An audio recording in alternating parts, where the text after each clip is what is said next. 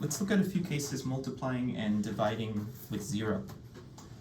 Because this can be somewhat tricky. Let's say we're multiplying some number times 0, like 3 times 0. The result will be 0. Like, why is that? What does it mean to multiply by something? If we had like 3 times 2, that means we have like 2 copies of 3. So 3 plus 3, that will give us 6. 2 copies of 3. 3 times 0, 3 times nothing. We have no copies of 3. The result will be nothing. We'll have nothing left over. So multiplying by 0 gives us a 0. And this also works for 0 times 0. 0 times 0 stays 0. So we can generalize this and just say any number, I'll just call it a. Any number a times 0 is equal to 0. So that's our first general rule that we can be fairly sure about. So multiplication. Division, it can be a little bit more tricky. If we're dividing, and I'm going to write this as a fraction, so like 0 divided by 3. Or we can write it like this, 0 divided by 3.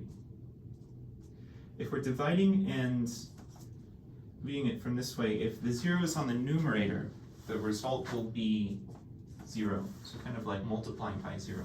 Or if 0 is the first number. If we're dividing by some other number that's non-zero, the result will be 0. You can say, how many times does 3 go into nothing? No times. There's no amount of times that 3 goes into nothing. So we can generalize like before and say 0 divided by any particular number is equal to 0 as long as a is not equal to 0. So I have to add this little caveat. We might explore why that is the case. So if we do have a 0 on the denominator, and let's take a case where the numerator is not 0, like if we had 3 divided by 0. You may have learned that dividing by 0 is like not allowed, and if you type it into your calculator, you'll get some kind of error, undefined domain error, something like that. So we'll generally just say that this is undefined. Typically, we try to avoid dividing by 0 at any cost. But what does it mean, undefined? In a sense, it's almost like infinity. If we think of, in this case, we're asking how many times does 3 go into nothing? No times. We can view it like how many times, or how much nothing can we fit into 3? How many times does nothing go into 3? It's almost like an unlimited amount. Like we can keep putting nothing more and more into the 3. Just kind of using loose metaphors here.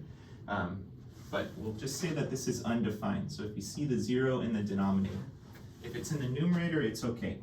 The result will be 0. If it's in the denominator, the result will be undefined. So that's true. We can say if any number a over 0, the result will be undefined. Again, similar statement here, as long as a is not equal to 0. I'm going to add that in there too. Because the case that I'm kind of referring to here is if we had 0 divided by 0. With multiplication, 0 times 0, that was all right. We got a nice 0. Here, we run into the issue immediately of having a 0 in the denominator, but there's also a 0 in the numerator. So is it undefined? Is it equal to 1? Do these cancel out and just give us a positive 1? I'm just going to say it depends on who you ask. For now, I'll say this is indeterminate.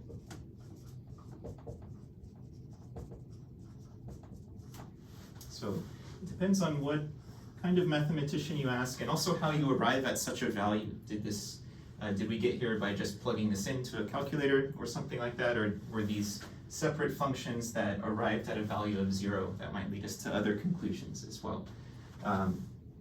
So indeterminate, I'll say, for 0 over 0, but in general, for dividing by 0, undefined. Pretty much all the other cases will get 0 as the result. Multiplying by 0 gives us 0. 0 divided by any number also gives us 0.